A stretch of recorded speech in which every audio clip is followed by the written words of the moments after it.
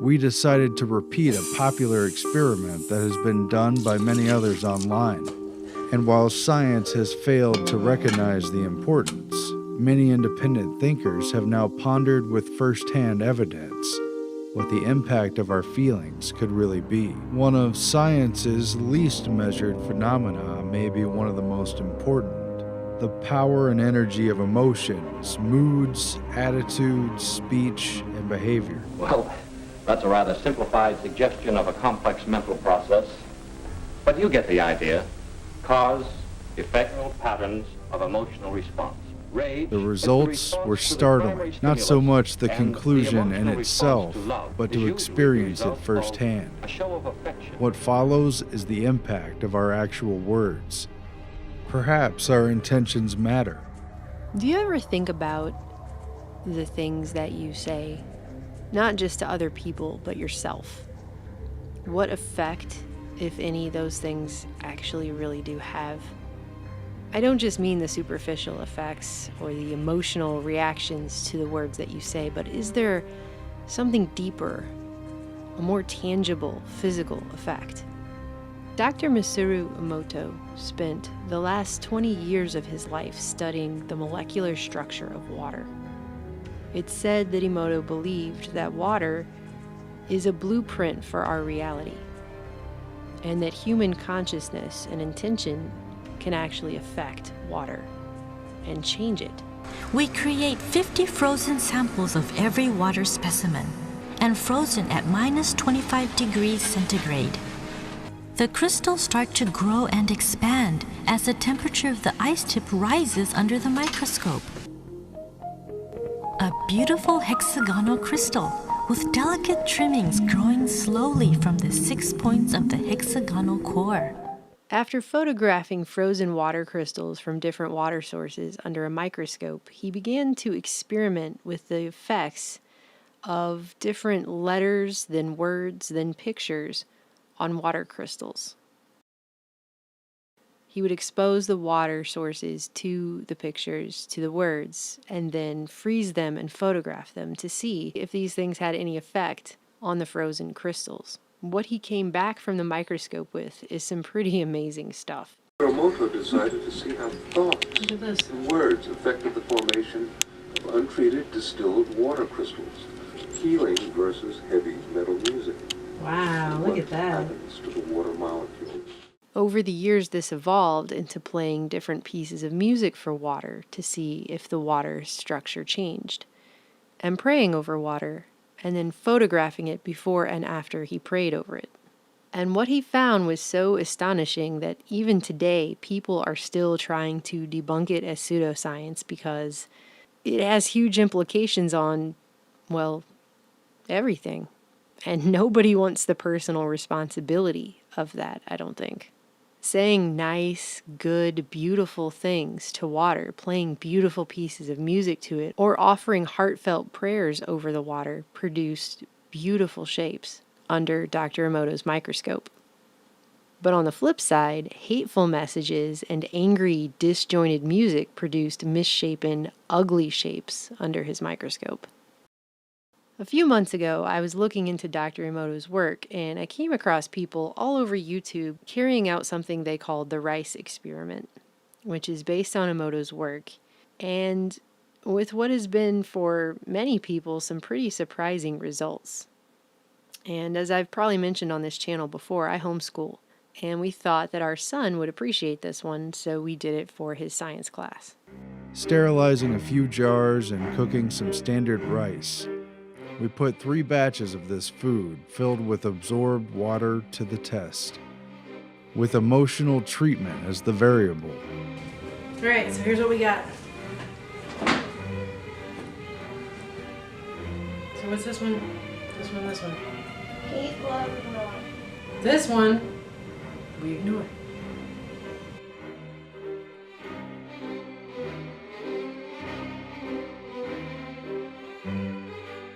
What do we do with this one? Come tell it stuff.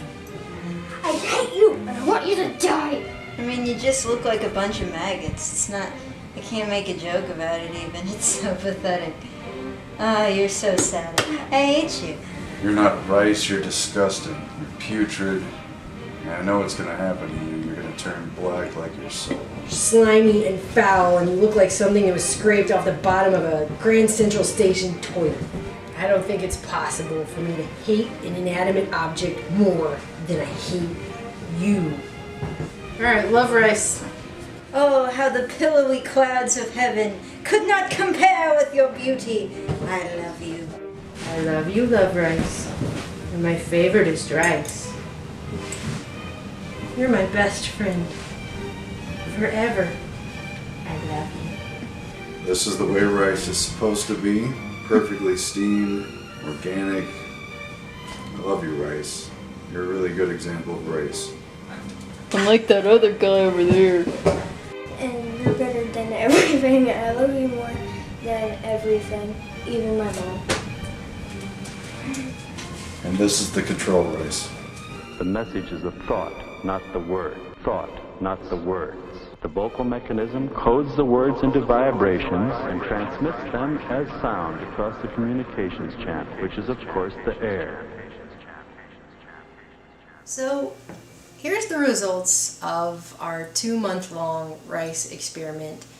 But before I get into this, I just want to say that when you look this up on the internet, what you will find are a lot of very hateful people who are angry that we would dare to call this an experiment because we're not doing it in a level 4 biohazard unit or something, and that this isn't real science, so they're going to debunk it. And I just think that's kind of ironic and silly because they go into it with the intention of debunking it, and then they tell you how they tried it and it totally failed, and here's all the ways it could fail, and it just takes one molecule in the air to make the whole thing, whatever, okay? Yeah, if you go into it with that intention, that's kind of what this experiment is designed to show you. And so it's no wonder that you were able to debunk it. That's kind of the whole point. So I just think that's really silly. People get so ate up about real science. Okay, the point is it's an experiment that a layperson can do in their home, you know, to show the importance of intention and the effect that that can have. And I was actually really surprised by the results that we ended up with because I kept an open mind on this one. I'd seen people do this experiment, and I'm homeschooling my son, so I thought for science class we could try this just to see what we ended up with. And I'm just really surprised, actually, at what we got, because check this out. So let's start with this love rice. This is our love rice here, and I'm going to turn it to the side, and hopefully you can see that, and I'll have close-up shots as well, but this rice actually doesn't look that bad at all. There's no mold in it, if you can see that. There's no mold in this rice at all. It's a little discolored, it's turning a little gray, but there's also hardly any condensation in this jar. And so that, almost from a distance, looks like just normal cooked rice. You wouldn't be able to tell that this has been sitting in this jar for 2 months now. And it's way better than this right here. Looks like a mutated nightmare out of Silent Hill. It's really, really disgusting. Some of this is actually turning orange and red. It looks like it's rusting in the jar. In the front right here, you have this nasty green mold pile that's actually growing fur. There's all kinds of condensation going down the sides of the jar. I mean, it looks really disgusting. There's like a bright orange piece of rice. I didn't even know rice could turn bright orange, but it did. This is really disgusting. That is nasty. It's nasty from super far away, and visually you can see right away there's a huge difference between this jar and this jar. But what I think is actually the most interesting for me was the ignored rice, which also has a ton of condensation in it. In the back, you have what used to be gray rice that's starting to turn black. There's a big black mold spot in the middle underneath here, and the entire thing is covered in what looks like snow, like a big mound of white mold. And there's also a ton of condensation in it as well. And so none of this rice looks the same at all, even remotely.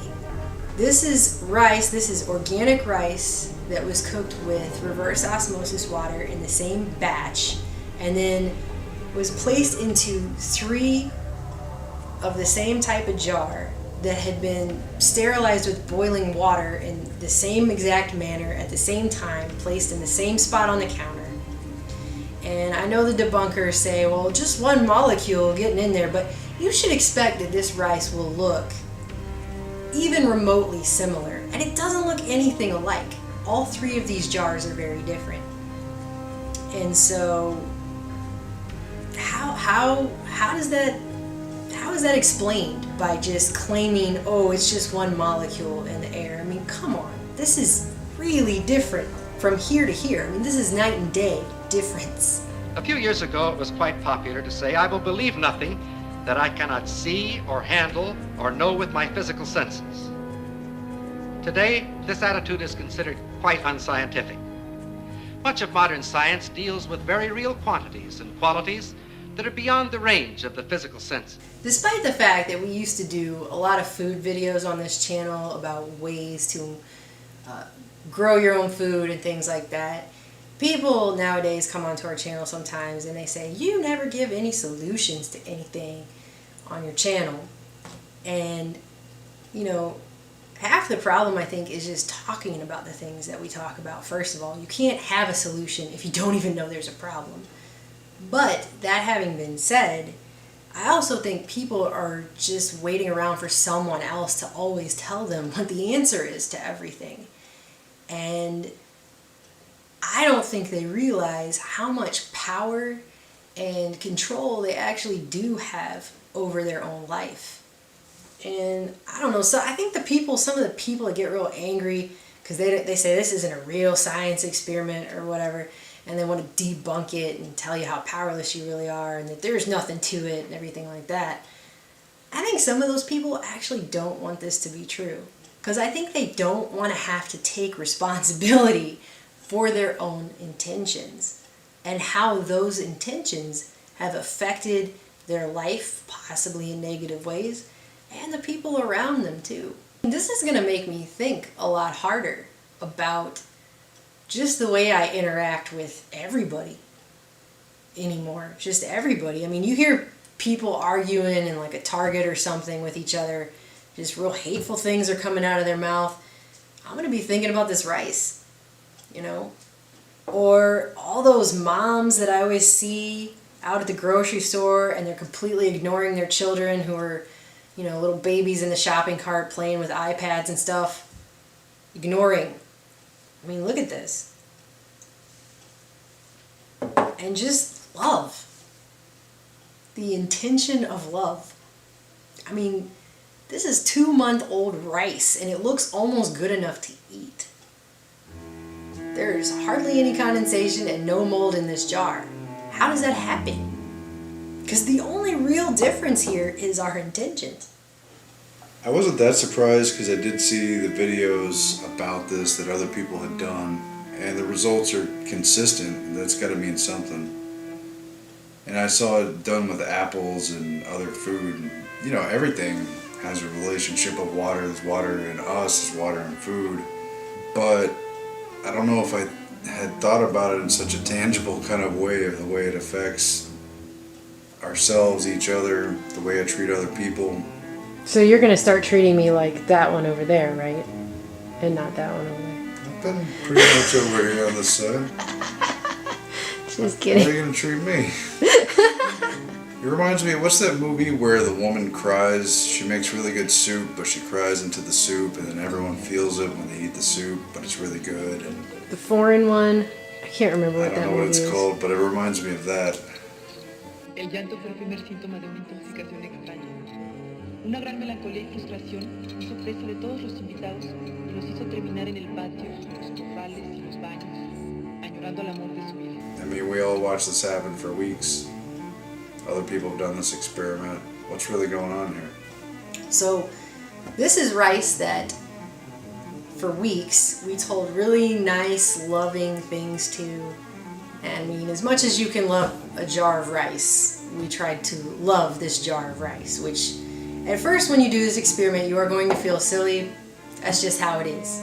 Or not if that's your thing, you know, rice in jars. But I'm just saying, I at first felt kind of silly, but after a while you get used to it. You know, it's kind of like talking to plants, or, well, not really because plants are alive, but, you know, it's just, this rice feels even more silly to say hateful things to an inanimate object, but sometimes we didn't even say hateful things to the rice. Sometimes we just hissed at it. But it's the intention. That's the main difference here. That's what matters. And this to me, I'll tell you what this reminds me of. Back when I was really depressed in my life and I had a lot of health issues and stuff, and I was really overweight, it was almost like it got to a point where I just wanted to gain more weight, almost like a shell to keep people away from me. I was very antisocial, I had a lot of issues, and that's kind of what this reminds me of, because you know that neglect is also a form of abuse. Most of us realize that, but it's like this rice has built a shell over itself to protect itself from being ignored. As if it knew it was the ignored rice. I don't know how to explain all of that. I just know that the main difference here is our intentions and how that affected these things. Because that's the only real difference between this, and this. I mean, that's the only difference. You know, and obviously it's a very important one. And what this experiment tells us, what it proves to us, is that our intentions are very powerful. They're very important in your life. The average individual has no idea how much power he has simply by setting his own intentions. And there are lots of things that science cannot prove. And one of those things are cases that have come out where people had devastating diseases, cancer, stuff like that, and they thought themselves well. They literally thought themselves well. They refused to believe in their cancer. They refused to give it any more of their attention. And they spent all of their time believing that they were healed. If a doctor should tell you that you have cancer, that if he doesn't operate, you're doomed to die, how do you believe in him? By agreeing with his diagnosis? No. You truly believe in the doctor when you let him operate, when you submit yourself to him. There are people who have had cancer go into remission, and that's really the only thing that changed. And so science can't explain that. It is possible to know all this and still be lost, still not believe it. Here is a simple illustration. Two statements concerning this chair. First, I know it will hold me up. Second, well, I believe it will hold me up. Which statement is correct? The first. I know that that chair will hold me up because it's a good, strong chair. We wouldn't have it here in the laboratory if it weren't, but I don't believe it. Because you can't believe in a chair standing up. Now I'm believing in the chair. I'm trusting myself to it. To me, this proves something that I already knew in my own life. You have seen this before. A person who gets up every day, they're a real Debbie Downer, and they go, oh, today's gonna suck, and then what happens? Their day sucks. They have set their intention that their day sucks, they believe their day will suck, and they attract a terrible, sucky day. They make it happen. You know? And it is that simple. A lot of things in this universe are really that simple, and this is one of them.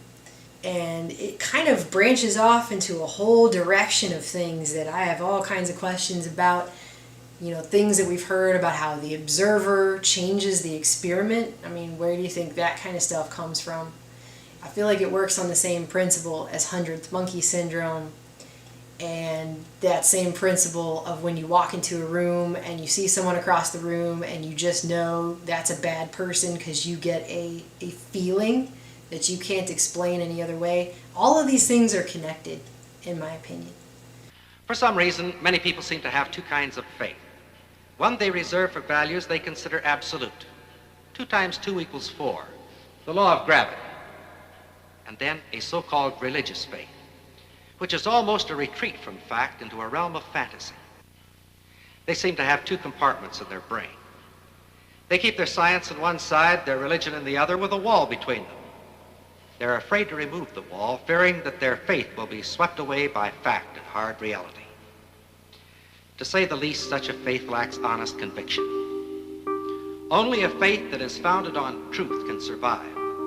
I know that it's really a silly idea to talk to Rice, okay? I get it, but just do it to show yourself how powerful your intentions are and what kind of change that can make in your life.